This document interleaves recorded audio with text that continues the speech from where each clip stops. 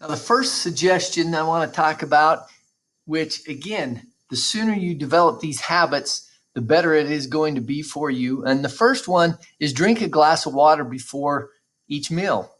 Now, there's a couple of benefits for this. The obvious one is if you're drinking a glass of water before you eat, you're not going to eat as much most of the time because that's going to fill you up some.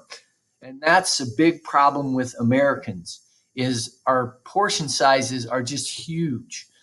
We just eat and eat way too much each meal. But if we're drinking a glass of water before each meal, we tend to not eat as much. So that's definitely one reason for it. But the bigger reason is if you just have a 3% drop in your body water, which isn't, you definitely wouldn't be considered dehydrated, but your metabolism will slow down just by a 3% drop in your body water. So any good diet plan will tell you to drink lots of water.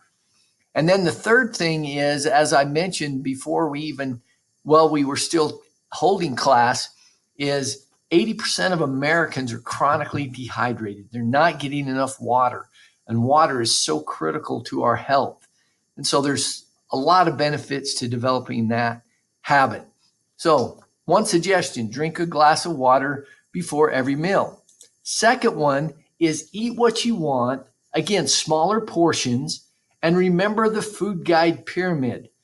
Now, again, if I want a donut every once in a while, then I should eat it because, again, going back to the law of deprivation, if I have a food that I really like and I just say I'll never eat it, eventually you're probably going to psychologically crave that so much you're going to binge and eat too much of that junk food or whatever. But again, small portions. And yeah, you want to basically follow the food guide pyramid and eat healthy, but it is important to eat what you want in small portions. To go along with number two is number three, eat when you're hungry.